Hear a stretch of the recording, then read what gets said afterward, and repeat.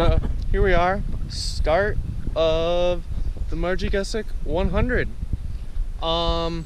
In this area you will line up your bikes and then we'll go over there by those trees, and that's where the running race starts.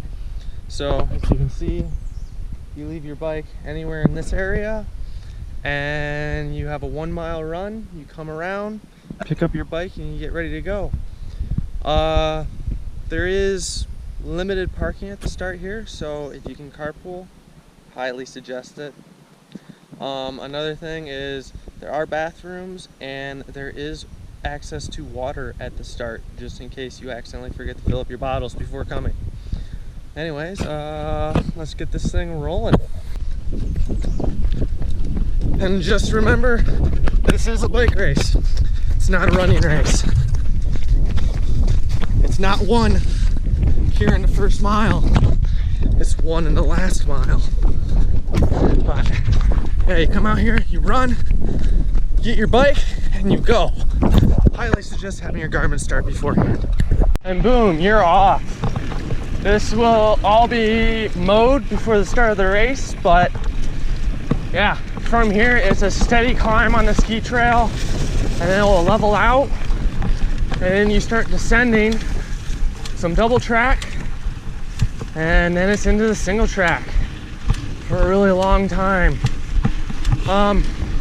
At the start for the run, I highly suggest not putting too much in your pockets, or if you can, leave it by your bike, because it starts looking like Mario Kart out there with all the bananas flying everywhere. Trust me, there is people running, it doesn't stay in your back pocket, it just flies out. Helpful tip. So there is quite the ski trail lead out in this race. For the most part, it flattens out into this kind of like sandy fast 2 track. One thing that I was suggested was to go through what I do personally for nutrition in this race. I have finished this race every single year. I've buckled 2 times, and then the other times where I didn't buckle, each time I missed the buckle by 13 minutes each of those years, which was kind of depressing, but came back, buckled again, so there's that. Nutrition wise, what I do is I use the Honey Stinger, the little gummies. I have a ton of those on me. I'll put some in my drop bag, and then I'll also use their honey gel, because it's not as potent as regular gels are, and I found that using honey mid-race kind of helps free up my airways and I don't get like dry mouth. Another thing is I use Carbo Rocket. I use Carbo Rocket 333, which has 333 calories per drink, which is very significant for a ultra endurance race. So having that in your bottles, and then taking little plastic bags and filling that up and putting that in your drop bag so you can keep on filling up on your nutrition, very key. And then another thing is you'll always want to be drinking this race as much as you can when you can, because there's long stretches of really tight, technical, hard single track, and unless you stop, you're not going to be able to safely drink or eat anything. So when you can, go for it, especially if it's a hot one. Finally, we get to the first real downhill, and by that I mean just really, really fast ski trail with an immediate right. This is awesome because at this point, you've already collected a ton of mosquitoes that are trying to eat your soul and drink all your blood before you even get to start the race, really. So having this little bit of a downhill allows you to escape the little blood-sucking vermin. At this point, we're about to enter the double track, and that'll bring us into the single track. And also, just for some reference, if you see me struggling on a climb at any point, It's because I'm doing this on a single speed 3420. Yeah, I'll be single speeding this in 2020. This year, however, in 2019, I am joining the fun crew and going to be racing the 200. So that'll be fun. So I won't see probably half of you, but if I do, say hi. I'll be in the Carbo Rocket race kit. Yeehaw!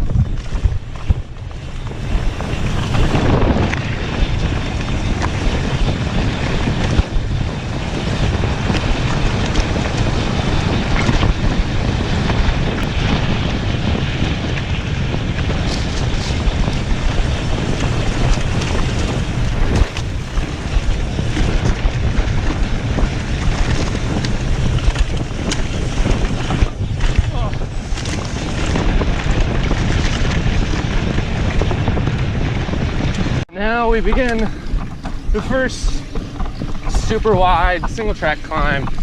This is Jedi. We are climbing to the top of the world, which has the infamous top of the world rock roll. Honestly, out of all the trail systems you ride in Marji, the bit of Harlow is the easiest. It's the easiest compared to every other trail system. We don't ride any of the technical, super rocky, super hard stuff. For the most part, it's smooth, and it's just like this.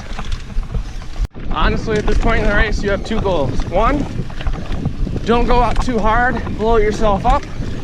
It is 100 miles, you're gonna be out here for a while.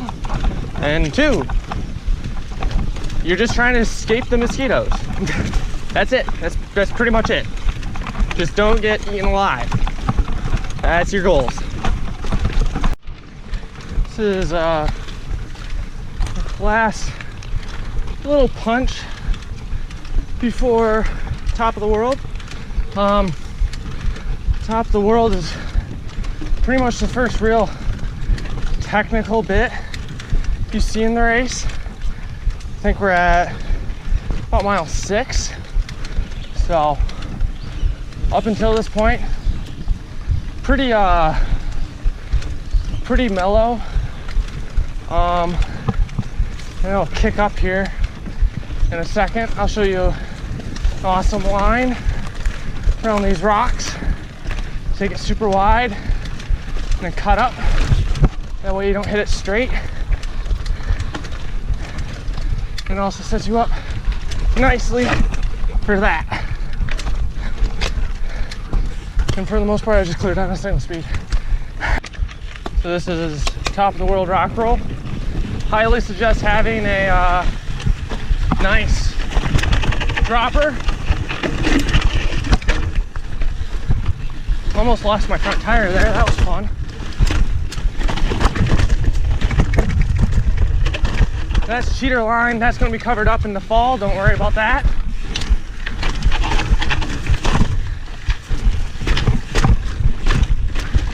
Just take it slow, take it easy. Don't try coming in anything too hot. And then you just kind of hit this and cruise. Pump when you can, conserve energy.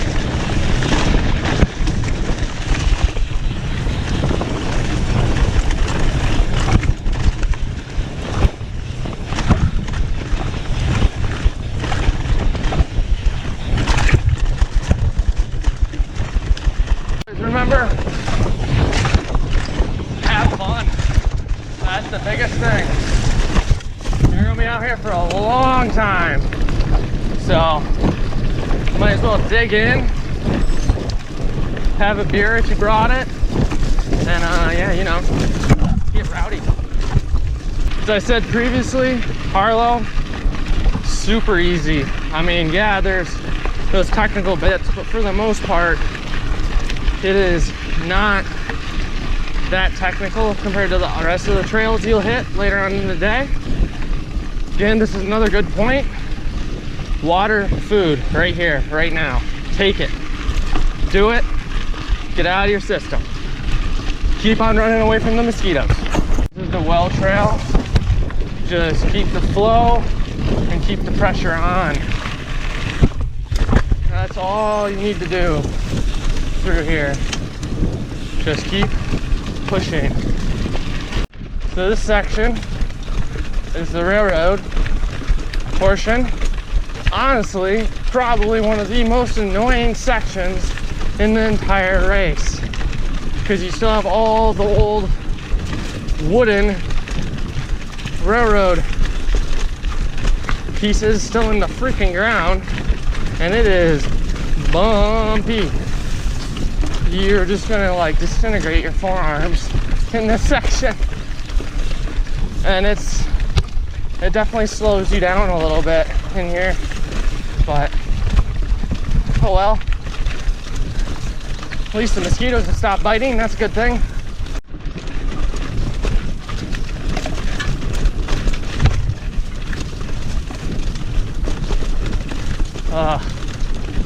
Miserable.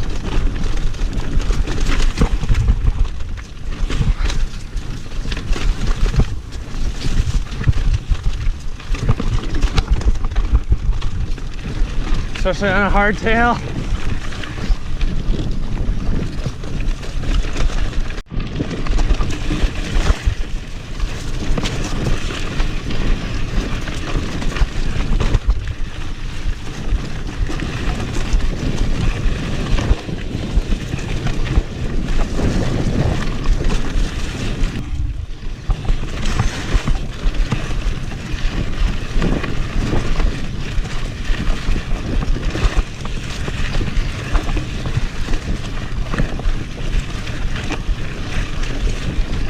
A little bit, just kind of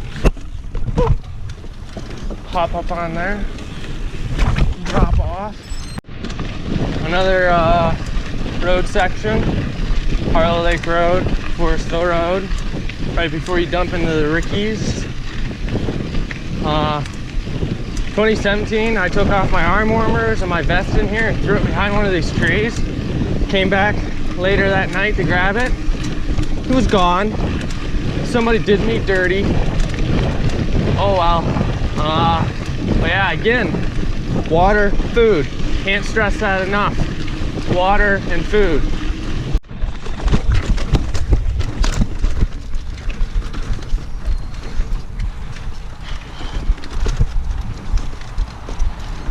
The first technical bit of the Rickies Trail is after this, there's a uphill rock garden.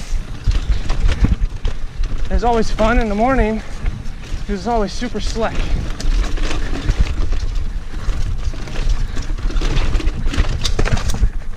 And single speed. But yeah, definitely don't take Harlow lightly. It still has nasty little bits like this. Ooh, wow, I need to clip in. There we go. Clipped in. Rock roll. There we go. Yee-haw.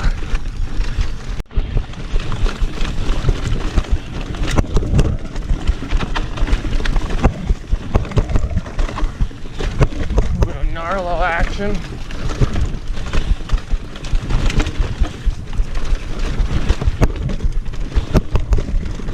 Oh, right line, missed it. Saw the down tree. Didn't see the line going over the tree. Got a fun descent coming up. A little blown out, but still super fun. Just make sure you don't blow out one of these corners.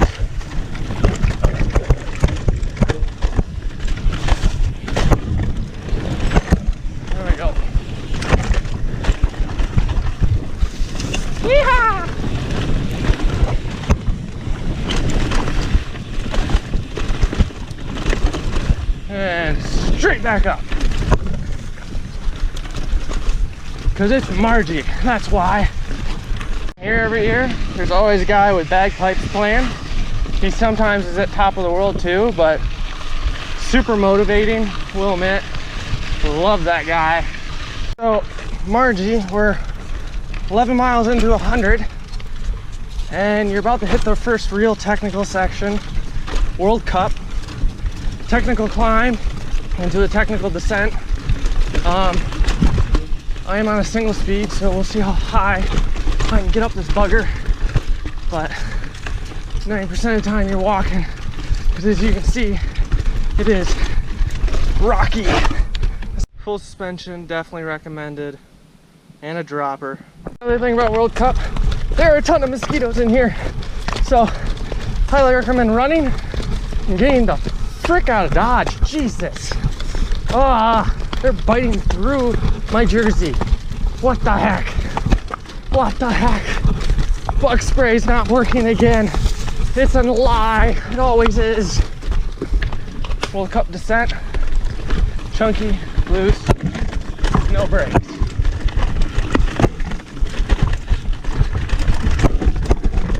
Carrying speed is always the best bet, because you'll just roll right over everything.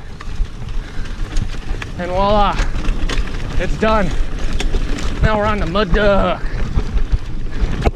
Fun little section. Love it.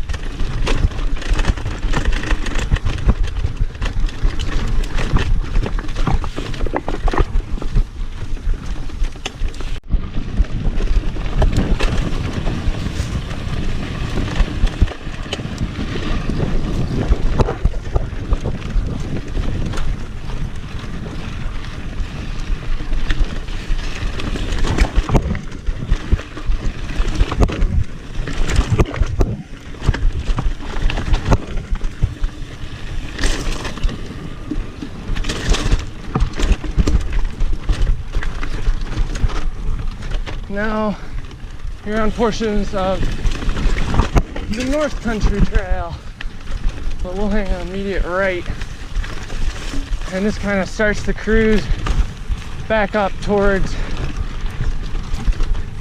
the start, so you can meet your families and stuff there. Maybe get a drink, water, something. Always suggested. Yeah, just gotta keep on pedaling, enjoy yourself, look around for a bit, taking the views. It's kind of cool. And now that you've basically completed all of Harlow Lake, we actually climb back up the original double track descent. So gotta earn your turns, you know, can't have all the fun. But from here we'll climb back up this, get back out on the roadway, take some ski trail back. Don't worry, most of this, if not all of it, will be cleaned up by Marji. But take some ski trails back, hop on a little bit of single track, and then you enter officially the North Trail system. So you only have 2 trail systems to go after that. Almost done. In reality, right now I'm at mile 13, but almost done. Fun fact, right there in Marji, the very first year, we came down this road. Yeah, I'm skipping a section because it's all ski trail and I'm bored. But we came down this road the first year, and it looked like a party had just ended back there, like sometime in the early morning hours. There's some dude on the roof of that camper, and he was like cheering us on in pretty much just his underwear. Honestly, it was one of the best parts of that race. It was just seeing that guy still drunk cheering us on, having no clue what was really going on. It was awesome, really was. He's just on the roof. He slept up there. It was a great time.